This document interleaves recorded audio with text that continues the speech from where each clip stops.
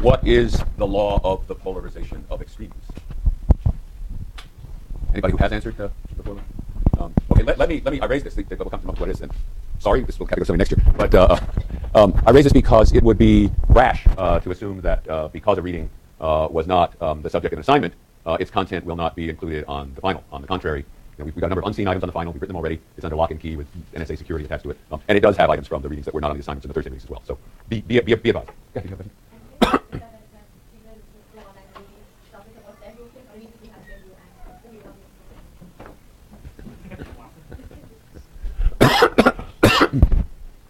Take this. Turn this off.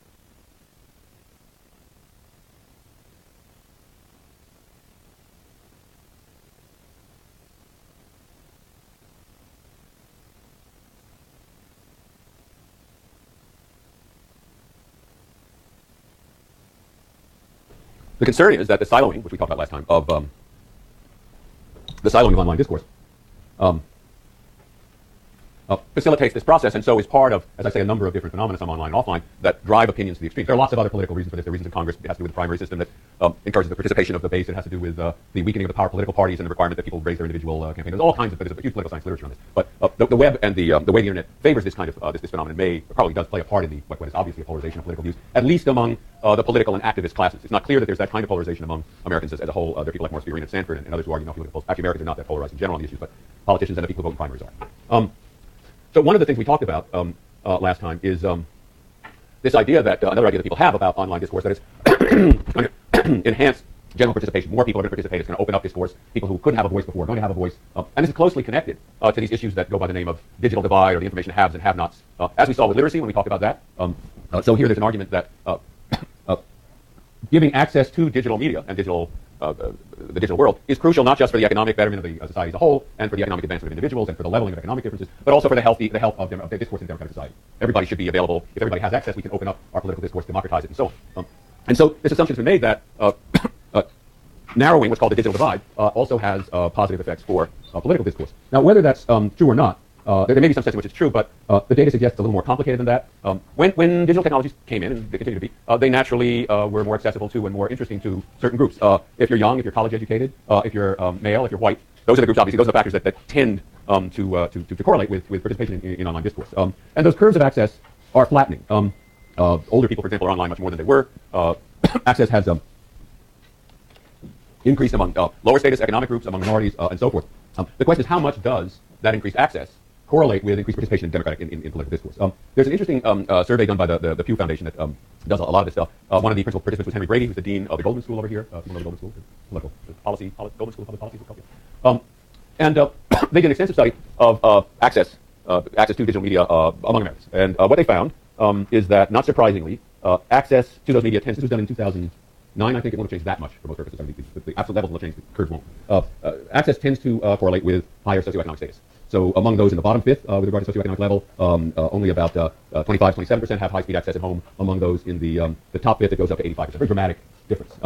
If you look at age, you get the opposite correlation. The older you are, the less likely you are to have access. So this is leveling for several reasons. First of all, people who are 60 now were 40, say, or in their early 40s when the web came in. They're now, people who were 60, 20 years, 10 years ago were older when the web came in. So people who have it are not going to lose it, right? And by the time you're 60, you will have it all your lives, and you're not going to drop it by that point. And also because certain political movements, like the Tea Party, have encouraged political activism among groups, particularly largely older Republican rural voters, for example, are overrepresented in those groups. And ones who are politically active in the Tea Party tend to have more involvement in digital media because digital media is so important, both Twitter and the internet. One interesting result, and that's all that's expected, one interesting result of this survey is that while access in general and high-speed access tends to be a very steep curve between lower and higher socioeconomic groups, when you look at social media, it's much flatter. There's still a differential, but the difference between the bottom fifth, and this is some years ago, as I say this a couple years ago, this will have gone up since then, but when you look at the bottom fifth, when you look at the bottom fifth, about 20% are participating in social media, and at this time, about 30% of higher socioeconomic status groups were participating. A higher figure, but nowhere near as steep a curve as we saw when it's just a question of access in general. So that suggests, these tend to be younger people, of course, and so it suggests a kind of leveling effect. What's interesting is that while that line is much flatter, when you look at how many people participate politically via the internet. What does that mean, participate politically? They give a very broad definition. How many people post comments on a political site, go to political blogs, write letters, virtually any activity, send a contribution, any activity that could be remotely construed as a political activity. How many people participate in that? And there you see, so the pink line, the red line is the social networking, the blue line is the political participation, that you see the same differential.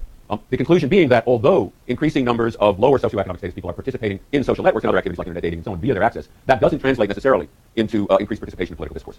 And it's a lesson one learns over and over again when looking at these phenomena of digital divide. The idea was initially a very naive way. We'll give people internet connections and they will use them to participate in political debates and to look for certain kinds of information and so on and so forth, as if the access alone created the desire to participate in those activities, where obviously much more than that is involved, a sense that your participation matters, that it's relevant to you, that this is something that other people in your community are interested in. All of that has a lot to do with whether or not you'll participate politically in the web. Use the web to participate politically. I'm going to come back to this.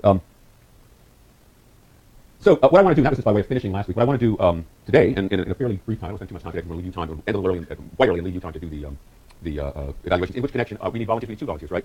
Because there are two of us, or because there are two of us? Winner takes all. We need 2 volunteers. I have one more bumper sticker. We need 2 volunteers to take these back to South Hall and hand them in at the, to collect the, you're familiar with the routine, to collect the evaluations and take them back to South Hall and drop them off. Don't all raise your hands at once. Okay, and remind me, I'm sure your names. Okay, and so you can do mine, and okay, do you want to do? Sorry. Do you want to do Paul's? Okay, great.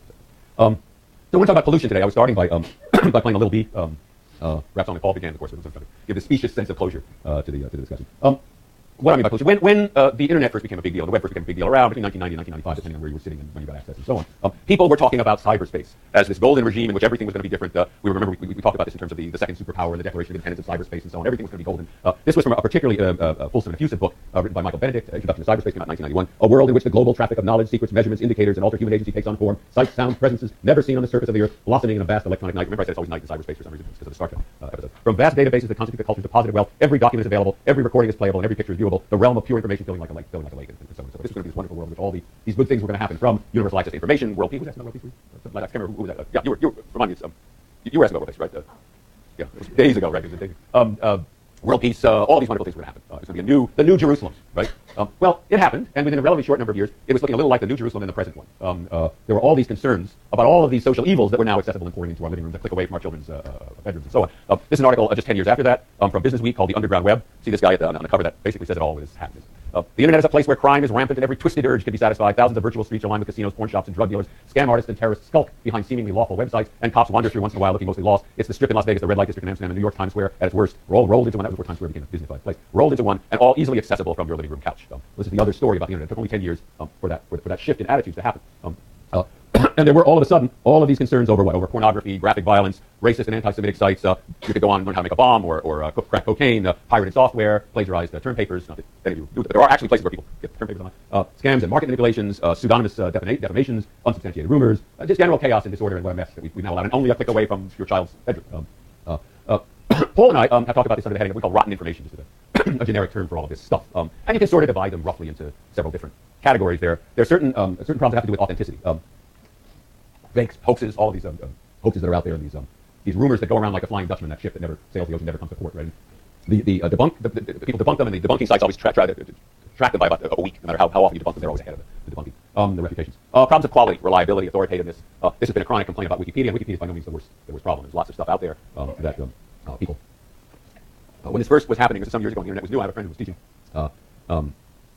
in Scandinavia here, and she had her students, these are undergraduates, writing about the Vikings, and people would go online, and she says they're Berkeley students, they know enough to enter research that says Vikings, not Minnesota, right? Because they're Berkeley students. But then she would get these sites reports about Viking settlements in Nebraska or whatever, because there's some idea, some a hoax or a weird myth or whatever, the Vikings wound up in Nebraska. And I found it on the internet. I think people are much more sophisticated now than they were then, particularly Berkeley students. But that's a considerable problem. And then these problems of pollution that I'm going to say a word about today. Pornography, violence, racism, and hate speech, predators, incivility, I mean, things that are really disturbing and not just inconvenient. Mary Douglas, the British cultural anthropologist, social anthropologist, defined dirt in a wonderful book called Purity and Danger. Purity and Danger. Dirt is matter out of place. Dirt is never a unique, isolated event. Where there's dirt, there's a system. Dirt is the byproduct of a systematic ordering and classification of matter insofar as it involves rejecting inappropriate elements. What's that mean? It means you track the mud inside. Mud isn't dirt until you track it inside the house, and then it's dirt. That's the basic insight, that things are dirt only relative to the place where they found it. And if you think of pollution in that way, then a lot of these problems have to do with things that were always unseemly, suddenly being found in environments where they weren't found before. Just a click away from your your child's bedroom. There's an associated problem of knowing how to tell what's pollution, what's dirt, and what's merely unacceptable or troubling. Let me give an example. I talk about two things today: racism and pornography. I ran that Lil B video today because your colleague says, even when we were on the moon or something, even with new technology, there'll still be racism. Well, there is certainly on the internet. And to a degree, at least as things appear, that's more visible and obtrusive than it seems to have been 20 or 30 years ago. There's a document called the Franklin Prophecy. It's a document ascribed, a letter ascribed to Benjamin Franklin, said to have been transcribed by Charles Cotesworth Pinckney, who was a delegate to the Constitutional Convention. The prophecy is a long thing, but it says, I agree with General Washington that we must protect this young nation from insidious influence and penetration. This menace, gentlemen, is the Jews. Wherever the Jews have settled, they've lowered its moral tone, they've appreciated commercial integrity, tried to undermine the Christian religion, they'll eventually dominate and devour the land. It's familiar stuff. The prophecy was cooked up almost certainly by an American Nazi, back when American Nazis were Nazis. I mean, when they were fascists in the 1930s, when it wasn't a metaphorical, but a real appellation, by a character, I'm trying to remember his name, and became so popular, or so widely circulated, that Charles Beard, then the Dean of American Historians at Harvard, was obliged to write an article in the New York Times debunking it, saying, look, there's nothing in Franklin's letters or writings that suggest that he held these views. There's certainly no indication of his having ever written anything like this. And in fact, if you look at it linguistically, there are words in the prophecy that Franklin wouldn't have used. I mean, when you talk about the Jews in their homeland wasn't used in that sense in English until 100 years after Franklin died. I mean, it wasn't. It's a clear hoax. And it circulated the way things did in cheap printed form and pamphlets and so on, the margins of literate culture. It wasn't something you found in respectable bookstores and so on, but it circulated in those worlds, and fascism on the right was an important movement in the 1930s. When we talk about Charles Coughlin and the radio priest, until it kind of disappears. I hadn't heard of it. I never heard of it until it starts to pop up all of a sudden on the World Wide Web. If you do a search on Franklin Prophecy or some phrase from it, protect this young nation from insidious influence or whatever, you'll come up with some, depending on how you search and when you search and so on, you'll come up with dozens or hundreds or thousands of hits, depending on how whether you're surfing it or whatever. It's really out there.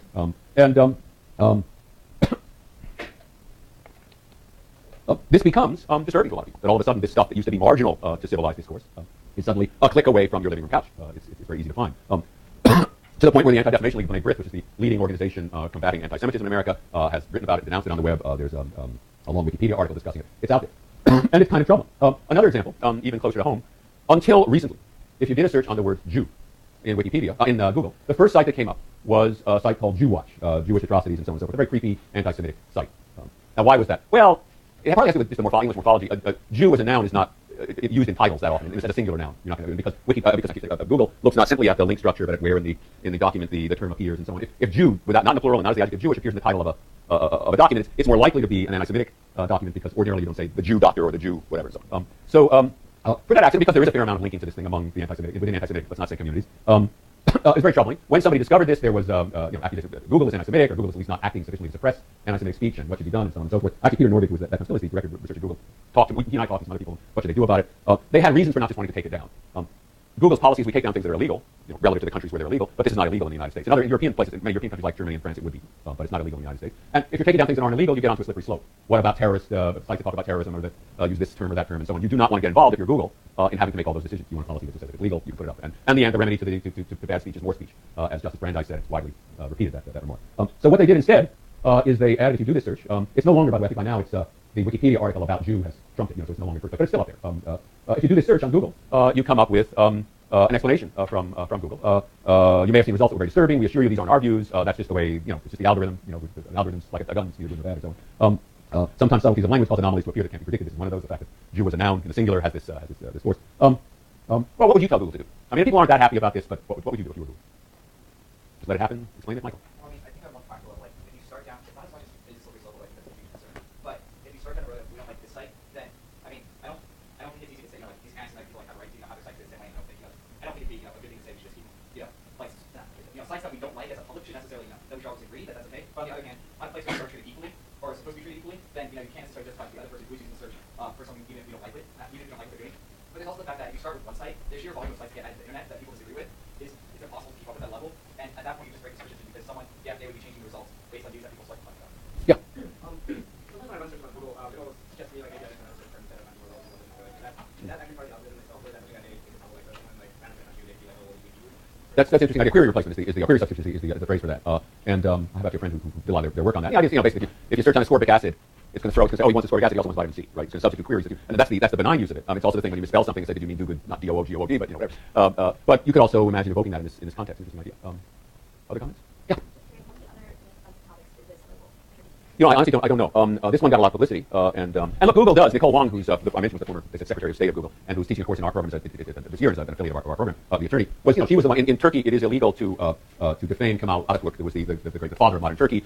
Turkey and Greece have not always had amicable relations. Some Greeks put up a site that I think depicted Atatürk as homosexual. All of Google was taken down instantly when this was seen, and she was the one who was, and it's illegal. She was the one who was then in the position of having to negotiate with Turkey. Well, okay, we'll take these